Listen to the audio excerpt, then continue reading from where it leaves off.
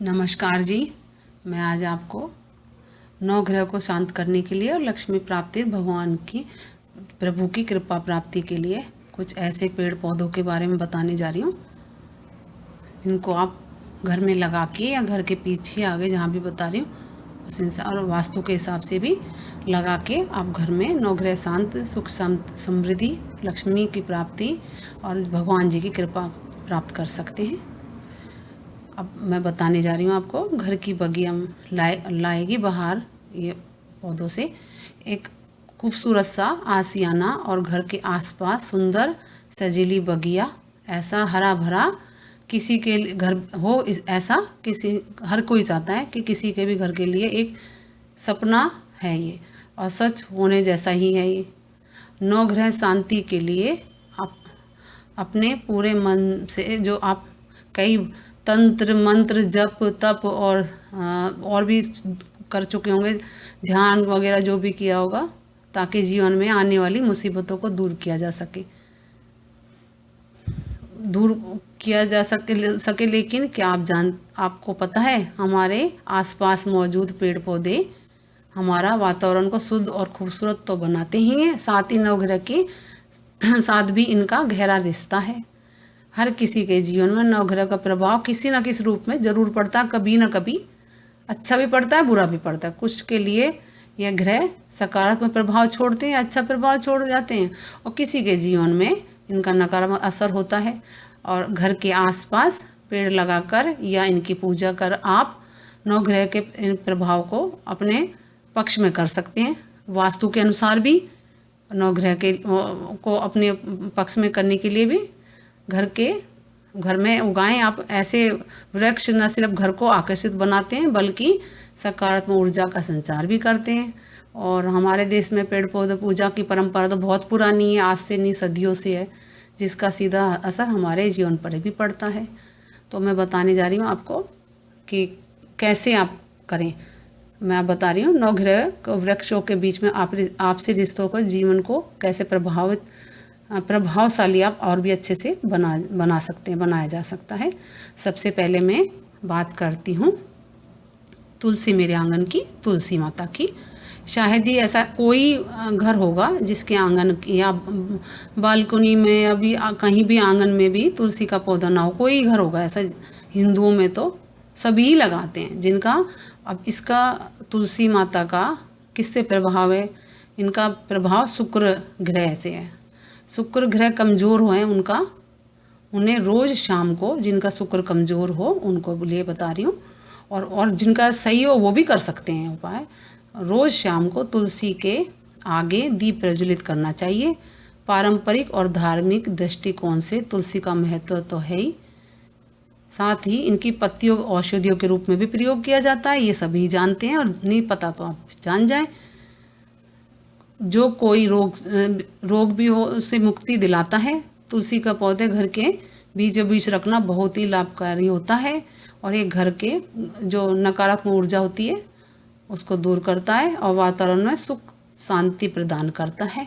और आप सुबह सुबह जब उठें बिना कुछ खाए पिए थोड़ा पानी पिएं और उसके बाद आप 4 या 5 तुलसी के पत्ते रोज़ खाएं तो इससे कोई हारी बीमारी नहीं होती। आप हमेशा स्वस्थ रहेंगे, निरोगी रहेंगे। अब मैं आपको दूसरे वृक्ष के बारे में बताने जा रही हूँ। केले का वृक्ष देगा शुभ फल।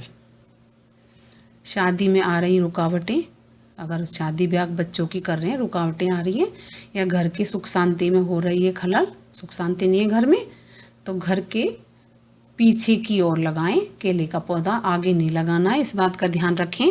पीछे की ओर लगाएं केले का पौधा। यदि हम केले के पेड़ को किसी ग्रह के साथ जोड़ते हैं तो आप भी जानते होंगे बृहस्पति देव का स्वरूप माना जाता है। भगवान विष्णु को प्रसन्न करने के लिए भी केले की पूजा की जाती है। तो आप ये ध्यान रखें, पीछे लगाएं, आगे ना लगाएं। अब मैं आपको तीसरे पौधे के बारे में बताने जा रही हूँ। एक अनार, और कोई ना हो उससे बीमार, कोई ना हो बीमार। तंत्र मंत्र के बाद भी नहीं दूर हो रही जीवन की मुश्किलें। राहु केतु के नकारात्मक प्रभाव से जिंदगी को उलझा कर रख दिया है, जो ज़्यादातर लोगों को होती है। इसीलिए बता रही हूँ कि ये सब करके भी आप इन ग्रहों को शांत कर सकते हैं। तो ज़रूर लाइए अनार। अनार जादुई पौधा है। अनार का पेड़ घर के सामने लगाएंगे तो बहुत बेहतर होगा। अनार के घर के सामने लगाएं इसको, और ज़्यादा शुभ फल देता है इससे। और अनार के जो फूल हैं उनको शहद में डुबोकर प्रत्येक सोमवार को भगवान शिव को समर्पित करें, शिव जी पे चढ़ाएं। ऐसा करने से भारी कष्ट भी दूर हो जाएंगे। जो आपके जो भारी से भारी कष्ट होंगे वो दूर हो जाएंगे। अब मैं आपको चौथा पौधा बताने जा रही हूँ और उसके प्रयोग के बारे में। शनि के प्रकोप से बचाएगा शमी। मैं कई बार शमी के बारे में बोल चुकी हूँ। पौधे के बारे में भी मैंने पेड़ के बारे में बहुत बोला है। और आप पेड़ बड़ा भी होता है तो कोई बात नहीं, आजकल तो गमले में कहीं भी आपके अगर आंगन में कच्चा हो वहाँ पे जगह निकाल के आप लगा सकते हैं। मैंने बहुत विस्तार से बताया भी है, फिर भी आपको बता रही हूँ। बनते काम भी बिगड़ रहे हों, जीवन में कम नहीं हो रहे हो कलेश, लगाइए शमी का पेड़, जिससे सभी देवताओं का वास होता है। और मैंने जब शमी के वृक्ष के बारे में बताया तो बताया था कि माता गणेश जी को भी चढ़ता है, माता दुर्गा को भी चढ़ता है, भोले बाबा सबको चढ़ता है और बहुत शुभ होता है तिजोरी वगैरह में रखना। मैंने दीपावली के उसमें भी बताया है, वैसे अलग से भी बताया हुआ है मैंने। और इसका सीधा संबंध शनि ग्रह से भी होता है। तो अगर करना है शनि देव को खुश, अगर चाहते हैं शनि आप पे प्रसन्न रहें और खुश रहें और बनना है, आपको उनके बुरे प्रभाव से बचना है, प्रभाव से। और अगर घर में भी आप लक्ष्मी भी प्राप्ति करना चाहते हैं उसके लिए भी तो करें शमी पौधे की पूजा उपासना। शमी के पौधे को घर के मुख्य द्वार के बाईं ओर लगाएं, बाईं ओर याद रखें आप लगाएं। और नियमित रूप से सरसों का तेल का दीपक जलाएं। इससे शनिदेव कृपा करेंगे, कृपा बनी रहेगी, उनके बुरे प्रभाव आप पे साढ़े साथी वगैरह के नहीं होंगे और लक्ष्मी भी प्रसन्न रहेगी और आपको आशीर्वाद देती रहेंगी। ये आपको मैंने 4 पेड़ों के बारे में बता दिया और अब मैं 5वां बताने जा रही हूँ। क्यों करते हैं पीपल की पूजा? लाख जतन कर लिए पर भी दूर नहीं हो रही बीमारी, नहीं मिल रही है संतान सुख। पीपल के पेड़ की करें पूजा और कर लें सभी ग्रहों को अपने पक्ष में। जी हाँ, बुध, शनि और बृहस्पति ग्रह का गहरा नाता है इनसे, पीपल से। फिर पीपल के वृक्ष का कहते हैं पीपल की नियमित पूजा करें और जल चढ़ाएं और परिक्रमा करने से संतान दोष नष्ट हो जाता है और बीमारियों से मिलती है निजात। पीपल का पेड़ यूँ तो बहुत विशाल होता है, सभी जानते हैं इस बारे में, लेकिन और अगर घर के आसपास ये घर की नीम पे भी कहीं लग भी जाए तो ये नीम को नुकसान पहुंचाता है। पर इसका बोनसाई छोटा रूप होता है, उसको आप लाएं और उसको बोनसाई के रूप में घर में पिछले हिस्से में लगाएं, आगे नहीं लगाएं। इस बात का आप विशेष ध्यान रखें। गमले में बोनसाई में लगा ले और नहीं भी आप लगा सकते तो आप जहाँ पे मंदिर वगैरह में है तो वहाँ जाके भी आप कर सकते हैं। अब मैं आपको छठे पौधे के बारे में बताने जा रही हूँ। ये है हरसिंगार। हरसिंगार भी बोलते हैं, हर सिंगार भी बोलते हैं। लाएगा बहार, तो आपको ये बताने जा रही हूँ। अब आप ध्यान से सुने। घर पर नहीं पड़ रही है माँ लक्ष्मी की नज़र, धन की कमी ने बढ़ा दिया है और परेशानी हो रही है। छोटे छोटे फूलों वाला हर सिंगार का पेड़ दिलाएगा लाभ और उसकी अद्भुत सुगंध से मिलेगी दिल को ठंडक। इस पौधे का चंद्र ग्रह से है जो नाता, अपने आप में शांति और ठंडक पहुंचाने वाला ग्रह है चंद्र ग्रह, इसलिए। और ये भगवान को भी बहुत प्रिय है ये इसके पुष्प वगैरह। इस पौधे को घर के बीचों बीच के हिस्से में लगाना है। इस बात को फिर से सुन लें आप, घर के बीचों बीच हिस्से में लगाना है और आर्थिक प्रसन्नता प्राप्ति होती है, लक्ष्मी की कृपा प्राप्त होती है इससे। इसकी देखभाल में जरा सी भी कोताही ना बरतें। आप इस बात का विशेष ध्यान रखें।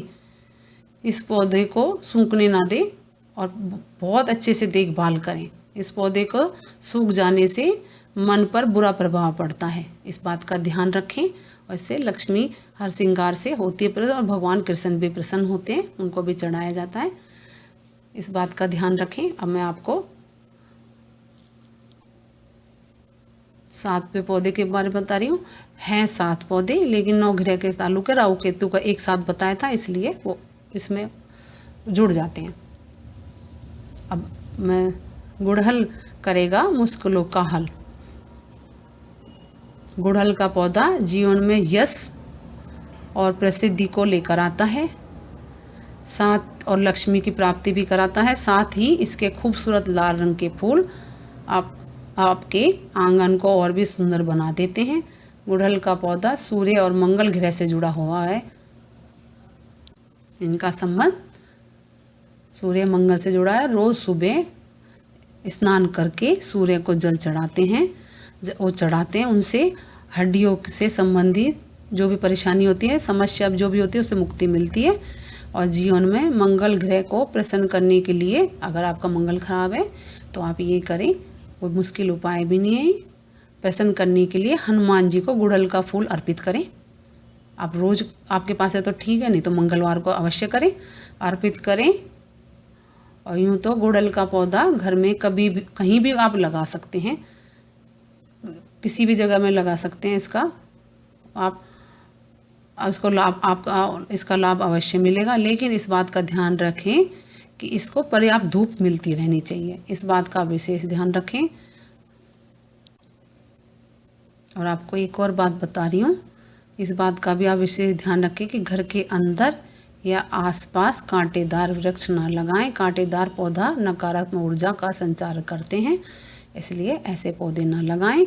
और ये बताए हुए ये पौधे आप लगाएं अपने घर में सुख शांति, नवग्रह शांति के लिए ये लगाएं। और मेरे चैनल शुभ लाभ को लाइक करें, सब्सक्राइब करें, शेयर करें। नमस्कार जी।